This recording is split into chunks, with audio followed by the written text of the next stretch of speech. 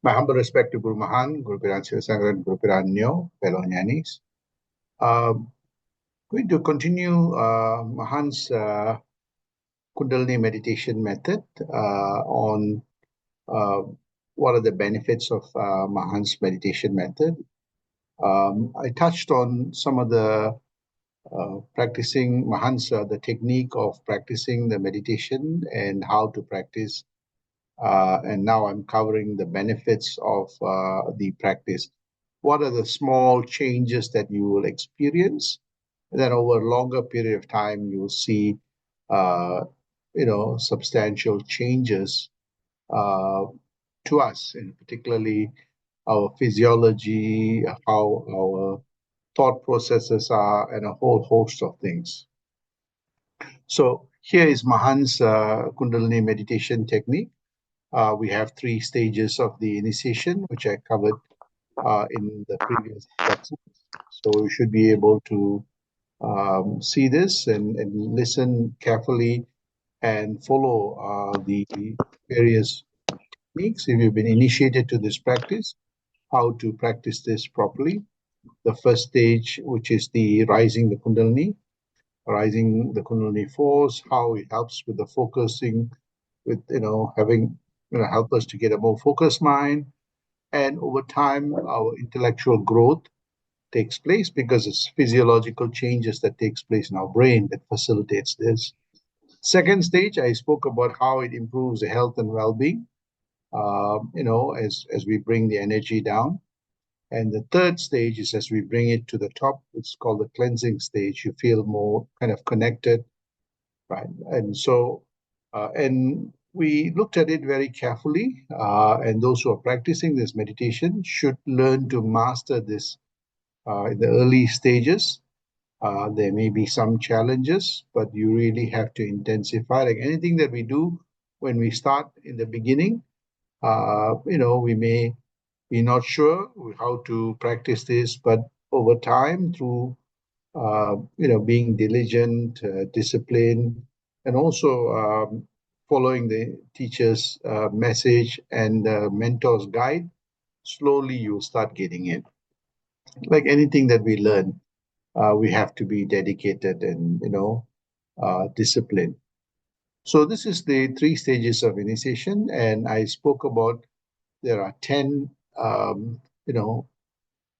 benefits that we get, or what I call the kind of wealth that we acquire, and the first one is actually we get the connectedness state, and I spoke about this in quite extensively, and what I call we discover our spiritual compass, the compass that is continuously introspecting, contemplating, reflecting, and helping us in our meditational process. And you see that the mind becomes more, in terms of discipline through bhakti, understanding, try to understand God, try to understand the greater reality, and you start reading a lot of scriptures and teachings. And we also start pursuing in a more rational and a more scientific way what this true reality is. So you see that the convergence between that religious pursuit of the bhakti and that spiritual pursuit, which is experiential, starts converging. And this, a logical, systematic way of thinking takes place. And so when we practice this meditation, you must actually intensify your introspection. I always tell people that, when you're at the later stage, you see that it becomes naturally. But when you're starting, it is very important to read deep scriptures, books that deepens you. And, there is 2 types of knowledge. One is the contemporary knowledge or transitory knowledge that we learn daily in our schools, our universities, in our daily life, things that continuously changing, the world that is changing. But there is something that is changeless in us, and that we call the spirit, and this is where the eternal knowledge of that self is so important. I'm covering this wonderful scripture called the Katha Upanishad in the Klang Center. And we spoke about that two type of knowledge that we have to know both, but most importantly, know the knowledge of the self. And when we intensify this, we see that our meditation improves. So I always tell people that at least every day allocate some time for introspection, half an hour to an hour at least. Pull out a scripture or pull out a particular book or even I got book going intensive. So eventually you discover that spiritual compass. So that's the first thing. You get connected. You get this understanding. I also covered, so there are 10 capitals that I talk about.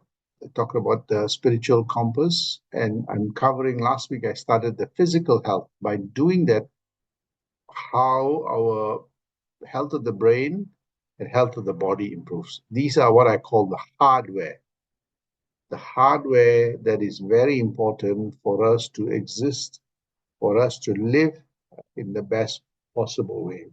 So meditation helps us to keep our body healthy and our brain healthy.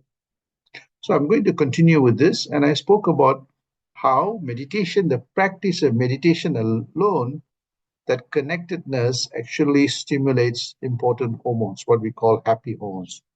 There is a lot of literature now that shows that the meditators tend to, be, feel more motivated, have a lot more love, a lot more calmer, and more importantly, they have that determination, the willpower to continue the spiritual, the stamina. So we see this. There's a lot of scientific work that show this, and I personally, over time, in the early days, did not experience this, but as I started experiencing, I've had a good feeling, not because anything material, you just felt good. You have this unconditional love for many things. You're more calmer and cooler, more gentler with your words. And you tend to have this willpower that is positive, inspirational, and you nurture good habits, right? What do I mean by good habits? You nurture positive thoughts, positive, words. You choose your words very carefully when you're communicating, and also your actions. So we see that convergence taking place. That's because there's a structural change that is happening in the brain because of this meditation, because parts of your brains that are regenerating, stimulating. So there's a physiological change that takes place in this. So you see that those who meditate, they're always happy, they're always calmer, they're always focused, they always can bring things together. So it's a different experience than if you before you meditate. So this we spoke about in depth. But this has a knock-on effect on the physical health of the body itself, right? When your brain, the hardware is very good, that hardware, the brain, which is the hardware, controls many of the other hardware in the body. So if the brain is functioning very well, most of the other parts of the body also will synchronize. So there is a very good link between the two, and I want to talk about that. So there are studies that actually show this. So when I was practicing meditation, more than 45 years ago, in the early years, I didn't understand this because in the mind, but I felt good. I felt the stamina, the mental stamina was there, the endurance was there, a whole host of things that were happening. I was experiencing, but I didn't know why this was happening. And because I was in a university environment, because I was trained as a scientist, I said, well, there's something happening in me. I need to figure this out. And I started reading the literature and trying to make sense of what this Mahan's meditation was doing to me physiologically in my brain and in my body itself. So there are many things that was baffled me, but I think over time as I was practicing this, and Mahan himself has put in this in the book very clearly that when you practice this, you become more healthy, in terms of your brain and also in your health itself. The Arokyam is there. So here is a very nice paper that is written in Scientific American. I gave the link there. You can actually click on the link there and download this paper. It's a very good paper that shows that the neuroscience reveals the secrets of meditation and the benefits. So this is written, a very nice paper. Scientific American is quite a prestigious, it writes in a layman's term. And it actually shows you that when you practice meditation, there's a connection between the brain and the body, and the whole nervous system is connected, right? And so when the brain starts generating happy hormones, and when the brain is synchronized, it's more calmer and cooler, you see that the spillover impact to the body is phenomenal. Similarly, if the brain is agitated or the mind is agitated, so the brain is stimulated through meditation and the mind becomes more calmer and cooler, it has a spillover impact throughout the whole body. If the mind is agitated, the brain's process becomes haywire. When the brain's process becomes haywire, you see that the whole bodily systems starts being impacted adversely. And if this prolongs, you see that you start getting sick, your immune system goes down, your blood pressure goes up, a whole host of things that happens to the body, which is not so great. So that is why we see that a lot of good science that shows you that if you practice meditation, your health of the body and health and well-being improves. So we cannot afford not to meditate, right? It is what gives us the quality of our lives. And there is enough scientific evidence to show this. It is no more a mystery. There is a science behind this, right? So here, I encourage all of you all to download this article and read it. Right? And I'm going to take you through this physiological changes that takes place in our own body. Here's an example. So when we practice meditation, when our mind is calm and cool, when the happy hormones are percolating throughout our body, our stress level, our anxiety level all comes down.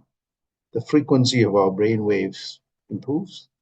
We see that our heart, our blood pressure becomes more normal, right? And you see that, because the mind is calm, cool, it regulates, our blood flow, our breathing. We see that, our blood pressure becomes normal.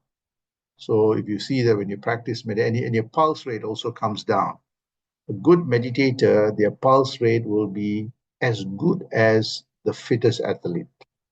Their pulse rate will be somewhere between 45 to about 60. Most people is about above 80, 75, 80. Right? You see that your pulse rate is much better. Right? We see that also when you practice meditation, when the stress level is low, it reduces because the stress hormones come down, your immune system improves. You see that, your digestive system, becomes better because the heat and, and you digest food better and you get the nutrition better into your system. We also see that, meditation helps us to relax. So we see that, when you relax, your muscles become more relaxed. And it helps you with all kinds of bodily ache, back pain, and all those things. So when you're stressed, you get all these things.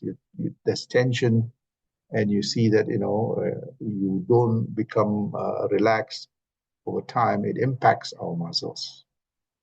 The other aspect is that, when we practice meditation, as I said earlier, the hormones, happy hormones are percolating in our system. We see that our immune system goes up, our white blood cells go up, and we see that whenever we have an injury or when we have inflammation or when we have a wound, it heals very quickly, including sprain and so on. So this is really important, particularly for diabetics, those who are diabetic, when you practice meditation, because diabetics have problems, the flow of the blood to their legs, right? So it is important that those who are diabetic should practice meditation because it helps the muscles relax. It helps the flow of the energy and the blood to the different parts of the body, and you are less likely to. I mean, your wounds will heal faster. You're less likely to experience numbness in your leg, cramps in your leg, because of the various issues related to being a diabetic. So it is very important that meditation does have a physiological impact on us. It keeps our body healthy because our mind becomes calm and cool. So we see that meditation is so important, and there are many people have done fantastic studies, which I'll highlight to you how the simple meditation method by this Mahan has an impact on our physical health. When our brain and our body is healthy, we can do many things really well. It improves our quality of life. We can work longer hours. We sleep better. We enjoy things better. We become more receptive to things better. We have a lot of humor in our lives. We don't take things seriously. I mean, yes, there are things that you take seriously, but we are not impacted by, small frivolous things, right? So your whole quality of life becomes fantastic. So here it is, another important study that is I picked up. But these are things I collected as I wanted to make sense what's happening to me. And it's also very important to highlight that meditation has tremendous impact. And this is a very important study that came out in 2023 that tells us that, there are studies, there are many scientists who are they're practicing meditation, and they themselves have done many, uh, you know, going through very rigorous analysis, and they have shown that actually meditation, if you see the third line, meditation has several benefits. It enhances your immune system, you know, and that has an impact on your things, your body. There are cells that inflame, it kind of calms it down, you know, parts of your brain, neural pathway improves. It also shows, studies have also shown that, it is helpful for those who have diabetes, hypertension, and a whole host of other diseases like cholesterol and your LDL, HDL, and so on, right? So it also helps your blood pressure. This is something that is very important because as we age, our flow of blood becomes challenge. So the heart is pumping at a harder pace, and you see that after a while, the heart muscles become very thick, and pumping becomes very hard. So the pressure rates go up, the blood pressure goes up. We also see that there are studies also show that meditation helps mental health. As I said, the brain functions properly. So some people have anxiety, anxiety disorder. They don't like to be in crowd. They don't like to be in elevators. They feel claustrophobic. All those things. You see that over time, as you practice meditation, you can overcome. The other one is post-traumatic stress. Studies have shown that those who have, either they have had a very difficult situation that happens in their life and it's very traumatic. Those, people who go to war and they come back, they have this traumatic disorder, a whole host of things that could cause what they call PTSD, right? So you see that meditation can help. Anxiety, there are people that have anxiety attacks, right? And they know it's coming. So you see that I've had, people that had this problem when they started practicing Mahan's meditation. They know it's coming, they close their eyes and meditate, and that just passes away. The other one is also depression. Now, some of the depression also is due to the chemical changes in the brain. Sometimes it's hereditary, right? So sometimes situations in our lives makes us depressed. You lose a partner, or you lose someone in your family, or somebody you love, or they leave you, a whole host of things that can trigger, structural changes in the brain that causes depression. So you see that meditation can replace medication if you practice this really well. Gives you a positive outlook on life because the hardware called brain is operating really well. The flow of energy is operating at an optimal level. You see that your mental challenges, the anxiety all dissipates because you become more calmer. So this introspection, contemplation, reflection, and meditation, which Mahan taught us, has tremendous benefit, in terms of our health and well-being, particularly the health of the brain, health of the body. And those hardware are healthy and operating really well. The software called the mind and the software called the intellect is able to function efficiently. If the hardware is not healthy, the brain and the body is not healthy, it impacts our sleep, it impacts our moods, it impacts our stamina, mental stamina, it impacts the quality of our work, it impacts our relationships, it impacts a whole host of things. But if we meditate half an hour a day, the benefit that we get is phenomenal. Right? So we see that overall the health of the brain, health of the body can be improved by the simple practice by this great Mahan. There are many meditation methods, but when you practice this meditation diligently, you see that these are some of the kind of benefits that we know. There are many, many other benefits that I'll talk about later, that gives us a deep insights into many things. So today I just want to tell you that the key message is that there is enough scientific evidence to tell us that if you meditate, your brain's health will be enhanced. If the brain's health is enhanced, your bodily health is improved. Even though you're aging, aging has an impact on the health of the body, but meditation can slow down the kind of decline in our brain and our body. So if we want to have a quality life, we should spend at least a minimum of half an hour. Whether you get the vibration or at least try to get that calmness, right? And if we did that, yeah, maybe in the early phase you don't get it, but slowly as time goes on, you become more consistent.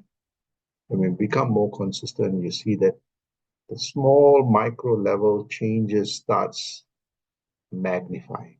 Before you missed it, that's why you don't. Slowly it magnifies, and then eventually it reverberates throughout your life. Whether you're meditating or not meditating, you feel that connected state. So this is what this great Mahan has shown us. Simple technique, no matter who you are, no matter what your status is, no matter what religious belief systems, or no matter what your way of life, you can simply sit down for 20 minutes or half an hour to practice. If you did this, I tell you, over time, many improvements. Your sleep improves, your mood improves, your perspective of life changes. So these are some of the what I call the physical capital that we get from that spiritual capital. Right? That connected state gives us this experience. So please practice your meditation, whether you are 70 years old, 80 years old, 90 years old, it'll bring benefits. Those who have chronic diseases, whether diabetes or heart disease or whatever. You practice this, your condition will improve, right? Your blood and all those things will improve. If you have sleeping problems, when you meditate intensively with it connected, not in a mechanical way, you see that your sleep patterns improve over time. If you have anxiety disorder, when you introspect, contemplate slowly, that too disappears. So when all this disappears, you see that your quality of life improves. You feel happy, you feel joyful, you feel graceful, and you have that kind of greatness that starts emerging in every facet of your life. And this is what this Mahan has shown us, a very simple technique. I hope all of you all will go back and see or reflect back on your own meditational experiences and see how you can improve it day by day until you're always on a connected state. Whether you meditate or you don't meditate, you're always in that connected state. With that, Sandosham, wish you all the best.